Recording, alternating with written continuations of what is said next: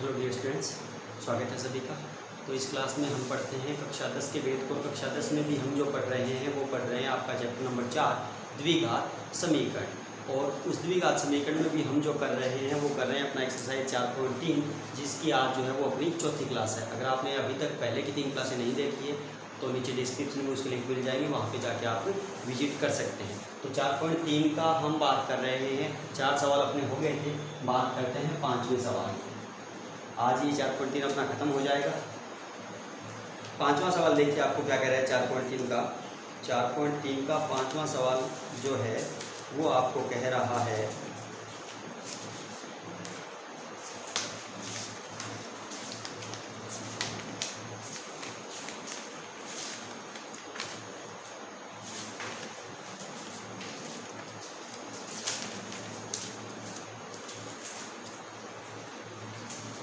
एक class test में, 5वां सवाल पढ़ रहा हूँ 4.3 का। एक क्लास टेस्ट में शेफाली के गणित और अंग्रेजी में प्राप्त किए गए अंकों का योग 30 है। उसने गणित और अंग्रेजी दोनों में जितने अंक प्राप्त किए, दोनों का टोटल जो है वो 30 है। यदि उसको गणित में 2 अंक और ज़्यादा और अंग्रेजी में 3 अंक कम मिल जाते तो उसके अंकों का गुणनफल 210 हो जाता। तो उसके द्वारा बनाए गए दोनों विषयों में अंक बताइए कितने हैं। यानी उसने गणित में कितने अंक बनाए और अंग्रेजी में कितने अंक बनाए। हमें दोनों का नहीं पता तो दोनों को मान के चलेंगे। तो सबसे पहले हमने मान लिया, माना शेफाली के गणित में अंक,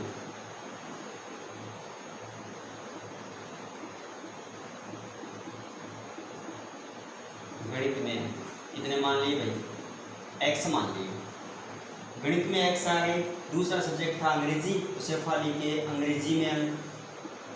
अब अंग्रेजी में अंक जो आए वो हम y नहीं मान सकते क्योंकि हम कर रहे हैं द्विघात समीकरण जिसमें चरासी जो है 1 मिलती है आपको। लेकिन इसने एक बात कही थी, इसने ये कहा था कि गणित में और अंग्रेजी में दोनों में अंकों का जो योग आया वो योग कितना था, 30 था। दोनों को मिलाकर के उसने 30 अंक प्राप्त किए गए। दोनों अंकों का योग जो था वो 30 था। अब गणित वाले हमने क्या मान लिए, x मान लिए। तो बेटा यहाँ से हम अंग्रेजी के अंकों को निकाल सकते हैं। प्लस का x साइड रहेगा तो माइनस का, तो अंग्रेजी में अंक क्या हो गए उसके 30 माइनस x हो गए। तो शेफाली के अंग्रेजी में अंक जो थे वो हो गए 30 माइनस x। ये अब प्रश्न अनुसार जैसे प्रश्न कह रहा है वैसे चले। तो प्रश्न जो है वो आपको क्या कह रहा है, देखिए प्रश्न आपको कह रहा है। तो प्रश्नानुसार प्रश्न देखो बेटा क्या कह रहा है। प्रश्न जो है वो आपको कह रहा है यदि उसको गणित में 2 अंक और ज़्यादा मिलते और अंग्रेजी में 3 अंक मिलते। गणित में जितने आए उसमें 2 ज़्यादा होते, तो गणित में अब कितने आए उसके x आए हैं, तो 2 ज़्यादा करेंगे तो कितने हो जाएंगे भाई, गणित में हो गए 2 ज़्यादा, तो मतलब x + 2। और अंग्रेजी में 3 अंक कम मिलते। अब अंग्रेजी में है उसके 30 माइनस x, 3 कम करते हैं तो -3 करना पड़ेगा। और 30 में से 3 गए, कितने बच गए, 27 बच गए। और माइनस पड़ा है x, तो अंग्रेजी में कितने हो जाएंगे अब उसके अंक, 27 माइनस x हो गए। गणित में 2 अंक ज़्यादा आते, अंग्रेजी में 3 अंक कम कर दिए, तो उसके अंकों का जो गुणनफल है वो आपको कह रहा है कितना हो जाएगा, 210 हो जाएगा। तो बराबर हो जाएगा कितना, 210। मैंने दोनों का गुणा कर दिया, बराबर 210। इसको सरल करेंगे तो अपने पास एक द्विघात समीकरण बनेगा। 27 का x से गुणा किया 27x हो गए, प्लस 27 का 2 से गुणा किया 54 हो गया। ठीक है, -x का x से गुणा किया तो माइनस का x स्क्वायर हो गया, माइनस प्लस -2 का x से गुणा किया तो 2x हो गया, बराबर है 210। ठीक है, अब इसे और सरल करें तो माइनस का x स्क्वायर पड़ा ही है, ये रहा, प्लस के 27 है, माइनस के 2 हैं घटेंगे तो 27 में से 2x गए, प्लस के 25x बच गए, और प्लस का है 54, ये प्लस 210 उधर गए, माइनस के 210, बराबर आ गया 0। ये भी घटेंगे तो घटा दो इनको, तो माइनस का x स्क्वायर प्लस के 25x और 210 माइनस के हैं, प्लस के 54 घटेंगे तो निशान बड़ी संख्या का यानी माइनस का आएगा। 10 में से 4 गए, 6 बच गया, और फिर 10 में से 5 गए, 5 बच गया, और 1 का 1, कितना आ गया, 156, बराबर 0। ये द्विघात समीकरण बन गया। अब इसे हम हल करेंगे गुणनखंड विधि से, जिसमें हम पहले और तीसरे पद का गुणा करते हैं। हालांकि हम विधियाँ तीनों जानते हैं, पूर्ण वर्ग विधि भी सीख ली और श्रीधराचार्य सूत्र भी सीख लिया, लेकिन गुणनखंड विधि बढ़िया रहती है, इजी लगती है। तो पहला पद था माइनस का x स्क्वायर, तीसरा था माइनस का 156, प्लस माइनस माइनस प्लस हो गया, 156 का x से गुणा किया 156x स्क्वायर। पहले और तीसरे का गुणा आया प्लस में, मतलब ऐसी 2 संख्याएँ ढूंढो जिनको जोड़ूँ तब तो आए 25, जोड़ने पर तो आए 25 और गुणा करने पर आए 126। तो पहले ऐसी 2 संख्या ढूंढो जिनको जोड़ने पर 25 मिल जाता है। 15 और 10 25 होते हैं, 15 और 10 25 तो होते हैं, लेकिन बेटा इनका गुणा करें तो कितना आता है, 150 आता है, हमें तो 156 चाहिए। कोई बात नहीं, कम करना शुरू कर दो। 11 और 12, 11 इसे 16 किए और इसको आप 9 बोल रहे हो। 16 और 9 6 9 54, अंशिल 5, 9 1 9 और 5 14, 144। ये तो कम हो रहा है, 150 से 144 हो रहा, मतलब ऊपर वाले को कम करो और नीचे वाले को बढ़ाओ। तो ऊपर वाला 15 था, इसको तो किया 14, नीचे वाले को कर दिया 11। तो 14 1 14, अंशिल 1, 14 और 1 15, 154। फिर कम रह गया और कम कर लो, नीचे ऊपर वाले को 13, नीचे वाले को 12 कर दिया। 13 2 26, अंशिल 5, 13 1 13 और 5 18। फिर कम रह गया। तो ऐसी कोई संख्या ये तो है नहीं, कोई और सोचो। और कम करें तो बेटा आपके पास हम चलते हैं 12 पे, और यहाँ पे जाएगा आपके पास ये 10 से 11, 11 से 12 हो गया, ये 13 हो गया। तो अब ये कितना होगा आपके पास, ये 12 हुआ तो ये 13 होगा। गुणा करें तो वही आएगा, 13 2 26, अंशिल 2, सॉरी बेटा 13 2 26 और 26 का लग गया 2, 13 1 13 और 2 कितने हो गए 15। कितना आ गया, ये भी इतना ही आता, हमने 5 गलत लगा दिया, 156 ही आता। तो वो दो संख्याएँ कौन कौन सी मिल गई आपको, 13 और 12, जिनको जोड़ें तो 25 आ रहे हैं और गुणा करने पर कितना आता है 156। जब पहले और तीसरे का गुणा प्लस में आता है तो दोनों संख्याएं जो हम लेते हैं उन दोनों का निशान वही होता है जो मध्य पद का हो। मध्य पद किसका है, प्लस का, तो दोनों किसकी होंगी, प्लस की। बिठा दो मध्य पद की जगह, तो ये लो माइनस का x स्क्वायर प्लस का 13x प्लस के 12x माइनस का 156 बराबर है 0। शुरू के दो पदों से अगर हम कॉमन देखें तो शुरू के दो पदों से क्या कॉमन मिल रहा है आपको, x कॉमन मिल रहा है और साथ में माइनस भी तो है। तो माइनस और x दोनों ले लो, माइनस x हमने कॉमन ले लिया तो यहाँ पे क्या बचा, x बचा। 2 बार था, एक बार गया, बाहर माइनस चला गया तो माइनस प्लस क्या हो गया, माइनस x बार गया तो क्या बचा 13। आगे के दो पदों से कॉमन देखें तो 12 कॉमन आ रहे हैं, 12 कॉमन ले लिया, 12 का भाग चला जाएगा बेटा, 12 एकम 12, x बचा, माइनस का निशान 156 में 12 का भाग दूँ तो 12 एकम 12 और 12 तिया 36 बराबर है 0। x माइनस 13 फिर दोनों से कॉमन आ गया तो बाकी क्या बचा आपके पास, माइनस x और प्लस 12 बराबर है 0। एक बार x माइनस 13 को बराबर करेंगे 0 के तो x बराबर कितना आ गया, प्लस के 13। और एक बार माइनस x प्लस 12 को बराबर करूँगा 0 के तो माइनस x बराबर क्या आया, माइनस 12। माइनस से माइनस कट गया तो x का मान कितना आ गया 12। x के दो मान आए और दोनों ही प्लस में है और x क्या मान कर चले थे, गणित में अंक मान के चले थे। दो अंक जो है वो 13 भी हो सकते हैं और 12 भी हो सकते हैं। तो हम क्या बोलेंगे, गणित में अंक, गणित में अंक 13 या 12। अब गणित में ये है तो दूसरा क्या था, अंग्रेजी था। तो अंग्रेजी में अंक क्या आएंगे भाई, देखो जरा, अंग्रेजी में अंक अगर बेटा गणित में उसके 13 आते हैं तो अंग्रेजी में कितने आएंगे, 30 माइनस 13 यानी 30 माइनस 13, 30 माइनस 13 17। और अगर उसके गणित में 12 आ जाते हैं तो अंग्रेजी में कितने आएंगे 18। भाई 30 माइनस 12 करेंगे तो 18 बचता है। तो अगर गणित में 13 आते हैं तो अंग्रेजी में 17 होंगे और अगर गणित में उसके 12 आते हैं तो अंग्रेजी में उसके 18 होंगे। ये सवाल है आपका, ठीक है। इतना मुश्किल नहीं है, सिर्फ गुणनखंड विधि थोड़ी ध्यान से देखनी है। और विधियाँ लगा सकते हो लेकिन वो थोड़ी लंबी चलती है, इसलिए मैंने ये करवाई है। छठा सवाल देखें तो एक आयताकार खेत का विकिरण उसकी छोटी भुजा से 60 मीटर अधिक लंबा है। आयताकार खेत है, उसका विकिरण छोटी भुजा से 60 मीटर अधिक लंबा है। यदि बड़ी भुजा छोटी भुजा से 30 मीटर अधिक हो तो खेत की भुजाएं बताओ। भुजाओं का मतलब उसकी लंबाई बताओ और उसकी चौड़ाई बताओ। आयताकार खेत है, ये इसने दे रखा है।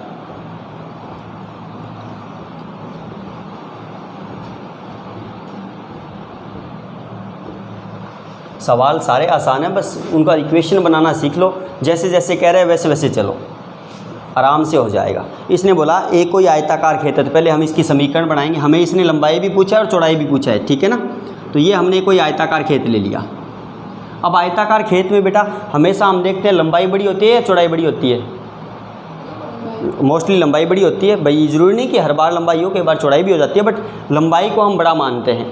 तो बड़ी भुजा तो हमने लंबाई ले ली और छोटी भुजा हमारी क्या होगी, चौड़ाई। और ये क्या बन गया, विकीर्ण बन गया। अब इसने क्या बोला, इसने ये बोला खेत का जो विकीर्ण है वो छोटी भुजा से 60 मीटर अधिक लंबा है। हमें छोटी भुजा नहीं पता कितने किया, तो छोटी भुजा हमने ये मानी है, इसे हमने x मान लिया। छोटी भुजा अगर x की है तो विकीर्ण कितने का होगा, इस 9 दो चरों वाले नहीं मान सकते। इसने बोला विकीर्ण जो है वो छोटी भुजा से 60 मीटर अधिक है। अधिक है तो कितने का होगा विकिरण? x प्लस 60, 60 ज़्यादा है तो x प्लस 60 का होगा विकिरण। और बड़ी भुजा जो है वो छोटी भुजा से 30 मीटर अधिक है। बड़ी भुजा छोटी भुजा से 30 मीटर अधिक है, तो छोटी x की थी तो बड़ी कितने की हो जाएगी? आई बात समझ में? छोटी आपको x दे रखी थी तो हमने छोटी, हमेशा छोटी चीज़ को मानते हैं तो उसे हमने x मान लिया। विकिरण के लिए इसने बोला विकिरण छोटी से 60 अधिक है तो x प्लस 60, और बड़ी जो है वो विकिरण छोटी से 30 अधिक है तो x प्लस 30 हो गया। अब इनको हम मान के यहाँ पे लिख देंगे। नंबर 6, माना आयताकार खेत का या आयताकार खेत की छोटी भुजा, आयताकार खेत की छोटी भुजा कितने की मान ली? x की मानी है हमने। और आयताकार खेत की बड़ी भुजा कितने की हो जाएगी? फिर बड़ी भुजा के लिए इसने बोला था बड़ी भुजा छोटी से 30 अधिक है तो x प्लस 30 की हो गई। फिर इसने बोला था आयताकार खेत का विकिरण, तो ये लीजिए आयताकार खेत का विकिरण। विकिरण के लिए इसने बोला था विकिरण छोटी भुजा से 60 अधिक है तो कितने का हो गया? x प्लस 60 का हो गया। तीनों निकाल लिए। अब खेत कैसा था? आयताकार था। और आयत का प्रत्येकोण कितने का होता है? तो बेटा आप ध्यान से देखें तो यहाँ पे एक समकोण त्रिभुज बन रहा है, और समकोण त्रिभुज में एक परिमेय लगती है जिसका नाम होता है, क्या होता है? पाइथागोरस प्रमेय होता है। मैंने तो प्रश्नानुसार लिखा है पाइथागोरस प्रमेय, यानी त्रिभुज ABC जो हमने लिया है इसमें मैं पाइथागोरस प्रमेय लगा रहा हूँ, तो पाइथागोरस प्रमेय से। और पाइथागोरस प्रमेय जो है वो कहती है, क्या कहती है? कर्ण सुकेर बराबर होता है आधार सुकेर प्लस लंब सुकेर। अब मेरे को ये बताओ इसमें कर्ण कौन सा है? ABC नाम ले रखा है तो कर्ण कौन सा है? कर्ण AC कर्ण कैसे पता चला? कर्ण की कोई स्पेशल बात होती है क्या, कोई विशेष बात जिसे हमें ये बता सके कि वो कर्ण होता है? क्या होती है बताओ? अब रामायण वाला कर्ण होता तो बता देते कि उसके मस्तक पे ना वो सूर्य लगा होता है। कर्ण बेटा जो कोण 90 का होता है उसके सामने वाली भुजा हमेशा कर्ण होती है। तो कोण 90 का ये वाला है, इसके सामने वाली भुजा AC हो गई, तो AC आपका बन गया कर्ण। जो कितने का है कर्ण? x प्लस 60 का। तो कर्ण लिख दिया हमने x प्लस 60 का, बराबर आधार नीचे वाली भुजा होती है जो कि x प्लस 30 की है, ये लीजिए x प्लस 30 की। और लंब जो था वो x का था तो प्लस x सुकेर। सभी का वर्ग कर दिया मैंने। यहाँ पे गुणनखंड का सूत्र लग गया आपका a प्लस बी का होल स्क्वायर, ये भी a प्लस बी का होल स्क्वायर। तो खोल रहा हूँ, a प्लस बी का होल स्क्वायर लगाऊँ तो पहले का सुकेर x सुकेर, फिर दोनों का गुणा और उसका दो गुना, 60 का x से 60x, 60x का दो गुना 120x, प्लस 60 का सुकेर करूँ तो 6 का सुकेर 36 हो गया और 1 0 का सुकेर 2 0 हो गया, बराबर। फिर a प्लस बी का होल स्क्वायर तो x का सुकेर x सुकेर, दोनों के गुणा का दोगुना तो 30x, 30x का दोगुना 60x, और प्लस 30 का सुकेर कितना हो गया? 900, और प्लस में पड़ा है x सुकेर। ठीक है, सभी को उठा करके उस साइड लेके जाओ। उस साइड लेके गए तो x सुकेर प्लस 120x प्लस 3600 तो पड़ा ही था, प्लस का x सुकेर उधर गया माइनस का, प्लस के 60 उधर गए माइनस के 60x, प्लस के 900 उधर गए माइनस के 900, प्लस x सुकेर उधर गया माइनस x सुकेर, बराबर रह गया 0। अब जो कट रहा है उसको काट दो, जो बच जाएगा उसको देख लेंगे। सुकेर से सुकेर गाँव गया तो क्या बचा? एक सुकेर बचा, वो भी माइनस का, तो माइनस का तो x सुकेर बचा। 60x माइनस के 120 प्लस के, तो 120 में से 60 गए 9 प्लस के 60, बड़ी संख्या प्लस की, प्लस के 3600 है माइनस के 900 है, घटेंगे तो कितना बचा? प्लस के 2700, बराबर आ गया 0। ये आपका द्विघात समीकरण फिर तैयार है। अब इसको फिर हल करेंगे तो वही काम, पहले और तीसरे का गुणा करूँगा तो पहला माइनस x सुकेर, तीसरा प्लस के 2700, प्लस माइनस माइनस 2700 x सुकेर, पहले और तीसरे का गुणा आ गया माइनस में। ऐसी दो संख्याएं बताओ जिनको घटाऊं तब तो कितना आए? 60 आए और गुणा करने पर 2700 आए। घटाने पर 60 आए और गुणा करने पर 2700 आए। अब घटाने पर 60 किस किस का आ सकता है? देखो ज़रा, आप बोलोगे घटाने पर तो 90 और 30 का आता है जी। 90 में से 30 के 60 बचेंगे, तो 90 और 30 लिया, इनका गुणा देखो ज़रा, 9 या 27 और 2 0, गुणा भी 2700 आ गया, काम खत्म। वो दोनों संख्याएं मिल गई 90 और 30, निशानों की बात करूं तो बड़ी संख्या मध्य पद के निशान की, क्योंकि ये माइनस का है तो बड़ी संख्या मध्य पद की और आगे वाली उल्टे निशान की। बिठा दो मान, माइनस एक्स स्क्वायर प्लस के 90x माइनस का 27x सॉरी 30 ये 27 दिख गया और प्लस के 2700 बराबर आ गया 0। शुरू के दो पदों से अगर हम कॉमन लें तो माइनस है, साथ में माइनस ले लिया और x ले लिया, माइनस और x बार गया तो 1x minus plus minus x बार गया तो क्या बचा 90। माइनस का निशान फिर 30 कॉमन आ रहा है, 30 ले लिया तो x माइनस प्लस माइनस 3 का भाग दूंगा तो 9 बार गया और 1 0 से 1 0 कट गया तो 1 0 बच गया बराबर है 0।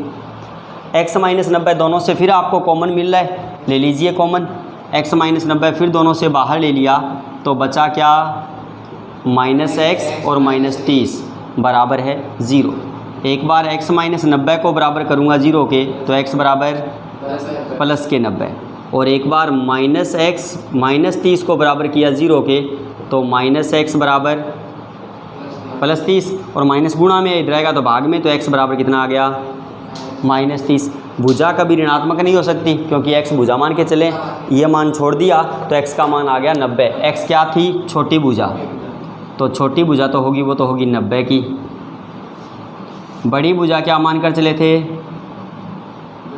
x plus 30 means 90 plus 30 means 120 और विकिरण क्या मान कर चले थे x प्लस 60, x का मान 90 प्लस 60 यानी 150।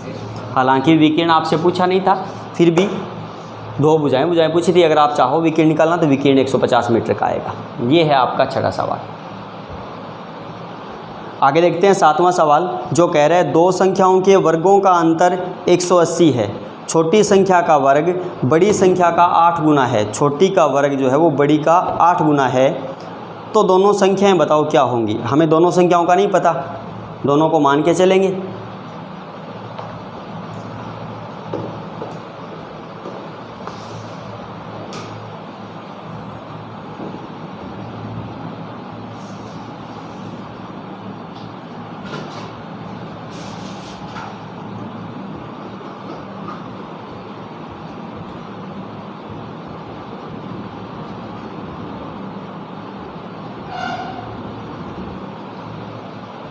चलिए सातवां सवाल है, दो संख्याओं के वर्गों का अंतर दे रखा है और दूसरी बात कह रहा है छोटी का वर्ग जो है वो बड़ी के 8 गुने के बराबर है, दोनों संख्याएं बताइए। तो हमने माना बड़ी संख्या क्या मान ली x मान ली, तो छोटी संख्या क्या होगी भाई y मान नहीं सकते क्योंकि दो अक्षरों वाले नहीं है। लेकिन इसने एक बात बोली थी, वो बात लिखवा रहा हूँ मैं यहाँ पे। इसने बोला था छोटी संख्या का वर्ग बराबर है किसके बड़ी संख्या के 8 गुने के, छोटी का वर्ग बड़ी के 8 गुने के बराबर है, ये बात उसने बोली थी। अब बड़ी जो है वो हमने क्या ले रखी है भाई x ले रखी है, तो छोटी का हमने कर दिया वर्ग, हमें पता नहीं छोटी कितनी है, बराबर बड़ी थी x तो 8x हो गई। हमें छोटी संख्या चाहिए तो वर्ग हटाने के लिए रूट लेंगे, यहाँ पर स्क्वायर से रूट कट गया, यहाँ पे छोटी संख्या बच गई और यहाँ पे रूट लग गया तो क्या बच गई रूट 8x। तो छोटी संख्या क्या आ गई अंडर रूट 8x आ गई। समझ में आया कैसे आई? क्योंकि बेटा इसने बोला था छोटी का वर्ग बड़ी के 8 गुने के बराबर है, बड़ी x थी तो 8x हो गया, स्क्वायर हटाने के लिए रूट लगा दिया तो यहाँ पे छोटी बच गई और यहाँ पे स्क्वायर से रूट कट नहीं रहा, 8 है तो रूट के अंदर दोनों लिख दिया हमने। अब प्रश्न कह रहे हैं दोनों संख्याओं के अगर हम वर्गों का अंतर करें तो 180 आता है, बड़ी में से छोटी का वर्ग घटाएं तो 180 आता है प्रश्नानुसार। प्रश्न कह रहा है अगर हम बड़ी संख्या और छोटी संख्या दोनों को घटाएं, वर्गों को घटाएं, वर्गों का अंतर बोला है तो वर्गों को घटाएं तो 180 बचता है, तो बड़ी संख्या का वर्ग करें और उसमें से छोटी संख्या के वर्ग को घटाएं तो कितना आता है 180। ये किताब वाला कह रहा था। बड़ी क्या थी x तो x का वर्ग, छोटी क्या थी अंडर रूट 8x तो उसका वर्ग बराबर आता है 180। x स्क्वायर माइनस स्क्वायर से रूट कट गया, क्या बचा 8x प्लस का 180 उधर गया बराबर आ गया 0। पहले और तीसरे का गुणा करें तो गुणनफल आता है -180 x स्क्वायर, ऐसी दो संख्याएं बताओ जिनको घटाऊं तब तो 8 आए, गुणा करूं तो 180 आए। घटाने पर 8 आए, गुणा करने पर 180 आए।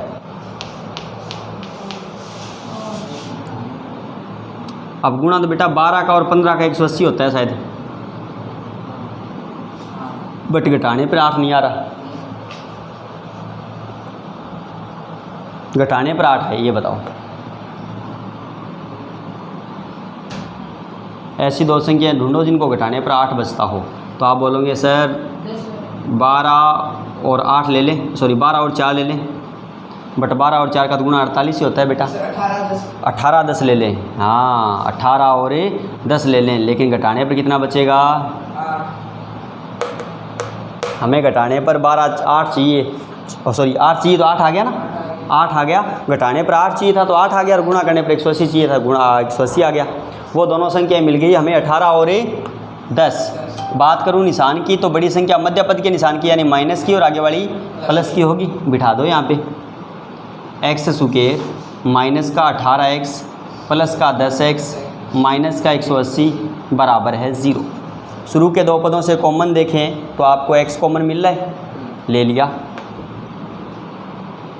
क्या बचा? x माइनस 18 प्लस लास्ट के दो पदों से कॉमन देखें 10x माइनस 18 बराबर 0। x माइनस 18 दोनों से कॉमन ले लूँ तो बच गया आपके पास x प्लस 10 बराबर 0।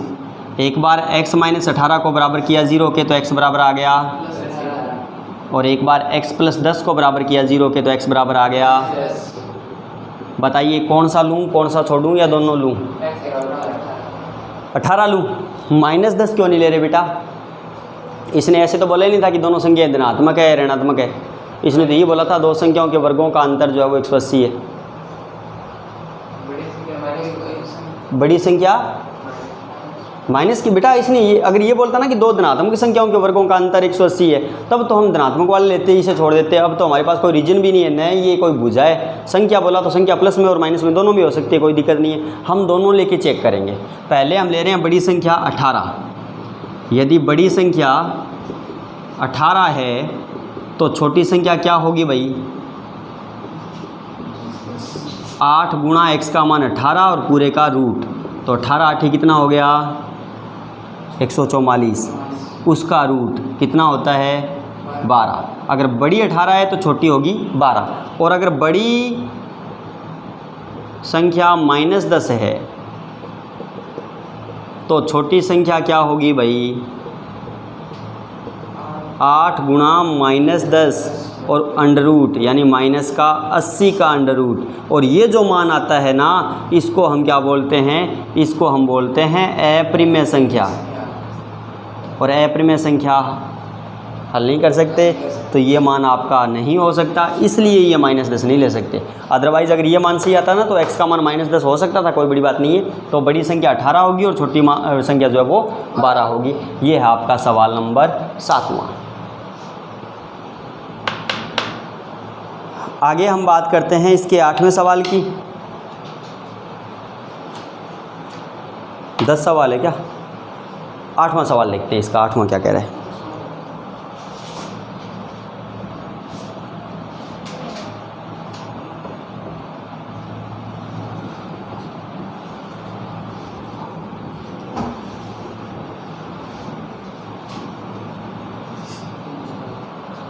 आठवां सवाल देखो बेटा। 8वां कह रहा है एक रेलगाड़ी एक समान चाल से 360 किलोमीटर की यात्रा करती है। चाल कितनी है हमें नहीं पता, 360 किलोमीटर की यात्रा करती है। यदि उसकी चाल 5 किलोमीटर और अधिक हो जाए या होती तो उसे उसी यात्रा में 1 घंटा कम समय लगता। रेलगाड़ी की चाल बताओ कितनी होगी? हमें पता नहीं, हमने मान लिया, माना रेलगाड़ी की चाल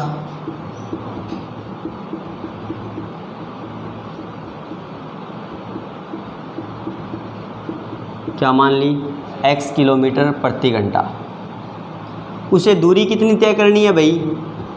360 किलोमीटर की। तो ये लो 360 किलोमीटर की उसको दूरी तय करनी है।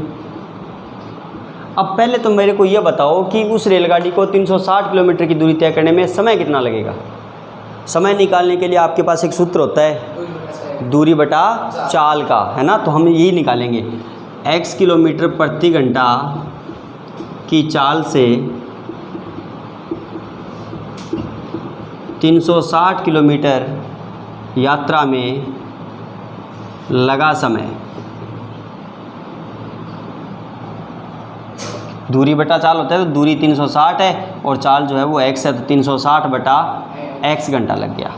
अब किताब वाला कह रहा है यदि उसकी चाल 5 किलोमीटर प्रति घंटा और बढ़ा देते, तो चाल पहले थी x, 5 और बढ़ा देंगे कितनी हो जाएगी भाई, तो x प्लस 5 किलोमीटर प्रति घंटा की चाल से वो 360 किलोमीटर की यात्रा करे तो उसे समय कितना लगेगा, आप बताओ।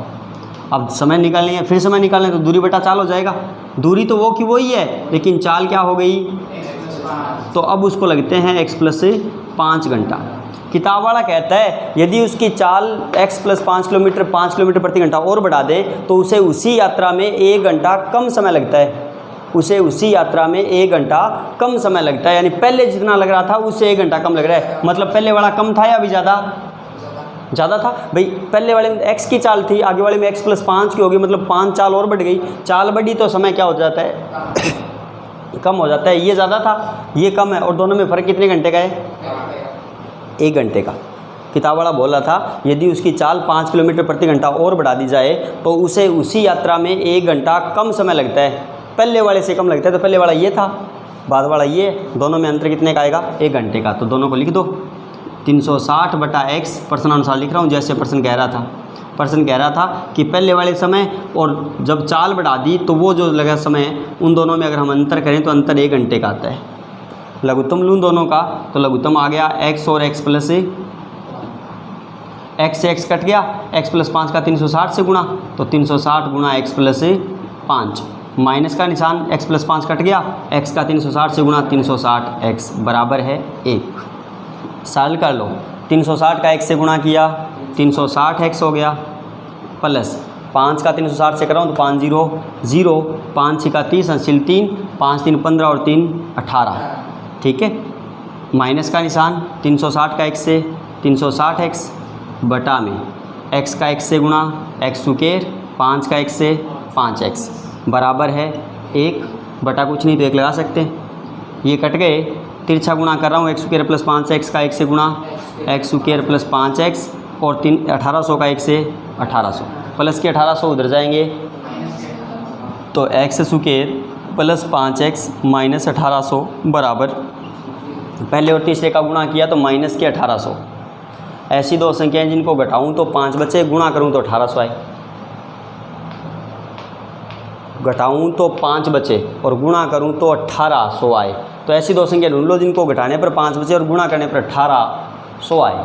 पहले घटाने पर 5 बचे ऐसी संख्या ढूंढो ज़रा कोई, 15 और 20 होती है लेकिन गुणा करें तो 300 होता है, हमें तो 1800 चाहिए, तो 35 और 40 देखो ज़रा, गुणा करूं तो 0 12 और 1 13, 1300 आता है, कम रह गया, तो 55 और 60 देखो ज़रा, 6 5 30, 3 30 और 3 33 और ये 0 ज़्यादा हो गया, तो 45 और 40 देखो ज़रा, 5 का 20 अंसिल 2 16 और 2 18, ये लो 45 और 40 मिल गए। वो दोनों संख्या निशानों की बात करूँ तो बड़ी संख्या मध्य पद के निशान की जो किसका है प्लस का, और आगे वाली संख्या माइनस के निशान की, बिठा दो मान।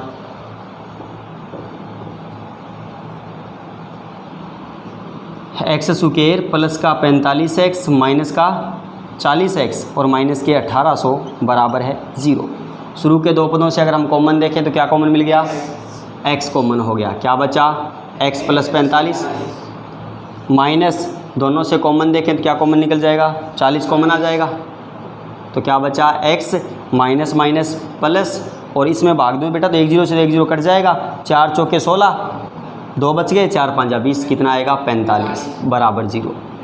x प्लस 45 दोनों से कॉमन लिया तो बचा क्या, x माइनस 40 बराबर है 0। x प्लस 40 बराबर करेंगे 0 के तो x बराबर माइनस 40 और x माइनस x माइनस 45, क्योंकि बेटा 45 था ये, और एक बार x माइनस 40 को बराबर करेंगे 0 के तो x बराबर 40। कौन सा लिया जाएगा और कौन सा छोड़ा जाएगा, या दोनों लिए जाएंगे, तो कौन सा ले, चाल कभी ऋणात्मक नहीं होती, तो ये मान छोड़ना पड़ेगा 45 वाला और ये मान आपको लेना पड़ेगा, तो x बराबर कितना आ जाएगा 40 आ जाएगा। ये था इसका 4.3 का सवाल नंबर 8वां। आज की क्लास में बस इतना ही। आशा करूंगा आज का वीडियो आपको पसंद आया होगा। अगर वीडियो पसंद आए तो प्लीज़ वीडियो को लाइक ज़रूर करेंगे। चैनल अगर आपने सब्सक्राइब नहीं किया हो तो प्लीज़ चैनल का भी सब्सक्रिप्शन ले लेंगे। मिलता हूं नेक्स्ट क्लास में जिसमें हम पढ़ेंगे इसके बाकी के सवालों को। तब तक के लिए सभी को गुड डे।